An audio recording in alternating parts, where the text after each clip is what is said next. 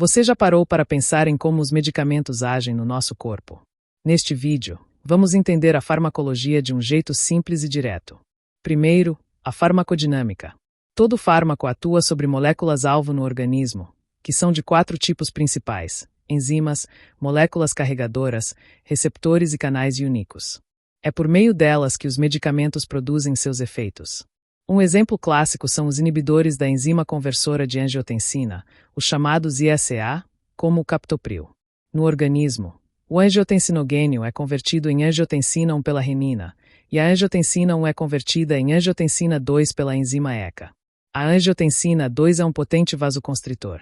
Os inibidores da ECA bloqueiam essa conversão, impedindo a formação de angiotensina 2. Ao mesmo tempo, eles bloqueiam a cininase, a enzima que degrada a bradicinina. Com isso, a bradicinina, que é vasodilatadora, permanece ativa por mais tempo.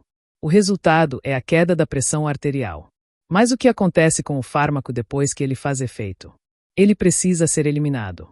Embora a excreção possa ocorrer por várias vias, como bile, intestino, pulmões e leite materno, a via renal é a mais importante. No néfron, a excreção urinária envolve 3 processos: a filtração glomerular, em que o fármaco livre entra no filtrado; a secreção ativa, que ocorre principalmente no túbulo proximal; e a reabsorção passiva, no túbulo distal e no túbulo coletor, em que fármacos lipossolúveis podem voltar para a circulação. Por fim, um alerta importante: as interações por indução enzimática. Alguns fármacos, como barbitúricos, rifampicina, carbamazepina e até o fumo, aceleram o metabolismo de outros medicamentos, reduzindo a eficácia deles. É o caso dos anticoagulantes orais, dos anticoncepcionais orais, dos corticosteroides, do haloperidol, da fenitoína e da teofilina. Por isso, o monitoramento e o ajuste de doses são fundamentais na prática clínica. Se este conteúdo ajudou você, deixe o seu like e compartilhe com quem também estuda farmacologia. Até a próxima! 1. Farmacodinâmica. Alvos moleculares. Os fármacos atuam sobre moléculas-alvo no organismo. Os 4 tipos principais são enzimas, moléculas carregadoras, carreadores, receptores e canais iônicos. 2. ISA, captopril. Mecanismo de ação. Os inibidores da enzima conversora de angiotensina bloqueiam a conversão de angiotensina I em angiotensina 2 e, ao mesmo tempo, bloqueiam a degradação da bradicinina pela cininase. Isso leva ao acúmulo de bradicinina, vasodilatadora, junto com PGI-NU, e a queda da ação vasoconstritora da angiotensina 2. 3. Excreção de fármacos. Via renal. Embora existam várias vias, bile, intestinos, pulmões, leite materno, a via renal é a mais importante. A excreção urinária envolve 3 processos no néfron.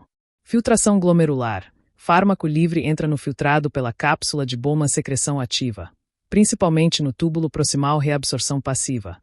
No túbulo distal e coletor, fármacos lipossolúveis podem voltar à circulação. 4 e 5. Interações por indução enzimática. Quadro 24.5. Fármacos indutores, barbitúricos, rifampicina, carbamazepina, fenitoína, fumo, reduzem a eficácia de outros medicamentos.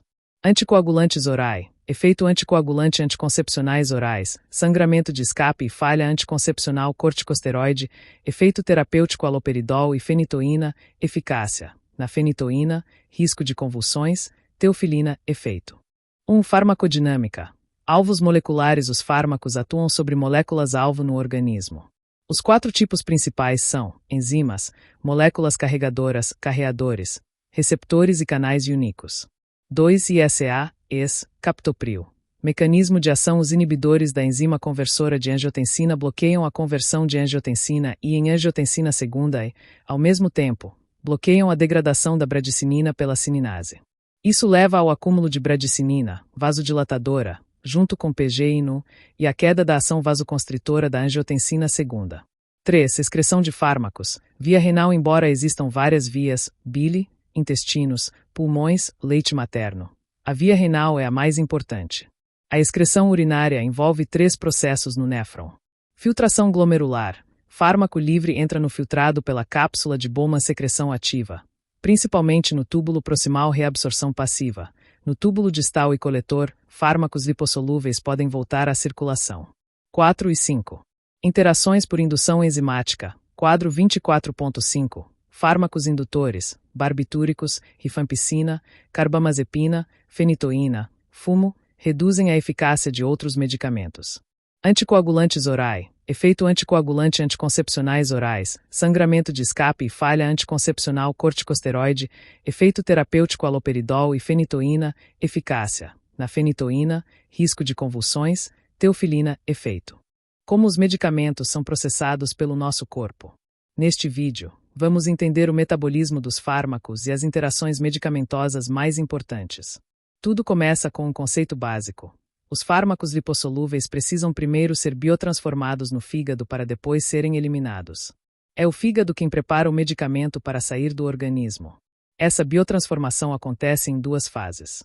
Na fase 1, as moléculas lipofílicas são convertidas em moléculas mais polares, geralmente pelo sistema citocromo P450, por meio de reações de oxidação, hidroxilação, desalquilação, desaminação e hidrólise. Um exemplo clássico é a aspirina, que é convertida em ácido salicílico. Algumas reações da fase 1 não usam o citocromo P450, como a oxidação de aminas e a desidrogenação do álcool.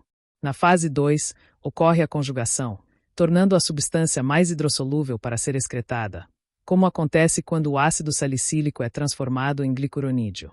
Mas a velocidade desse metabolismo não é igual para todo mundo. Existem fatores que influenciam a biotransformação: a entrada no fígado, a idade, o sexo, os fatores genéticos e também os indutores e inibidores enzimáticos. Crianças, adultos e idosos apresentam diferenças importantes na água corporal, no tecido adiposo e na capacidade hepática e renal de processar os medicamentos. E é aqui que entram as interações medicamentosas. Quando uma substância induz a enzima CYP450, ela acelera o metabolismo de outro fármaco, reduzindo seus níveis e sua eficácia. Quando uma substância inibe essa enzima, o fármaco se acumula no organismo, podendo causar toxicidade. Outro mecanismo importante é o deslocamento de proteínas plasmáticas. Um fármaco pode deslocar outro da sua ligação com as proteínas do sangue, aumentando a fração livre e o efeito. Por exemplo, as sulfonamidas podem deslocar o metotrexato e provocar reação tóxica. O ácido valproico e os salicilatos podem deslocar os antidiabéticos orais e causar hipoglicemia, e o clofibrato pode deslocar a bisidroxicumarina, levando a hemorragias. Por isso, conhecer o metabolismo dos fármacos é essencial para prever interações e ajustar doses com segurança. Se este conteúdo ajudou você, deixe o seu like e compartilhe com quem também estuda farmacologia. Até a próxima!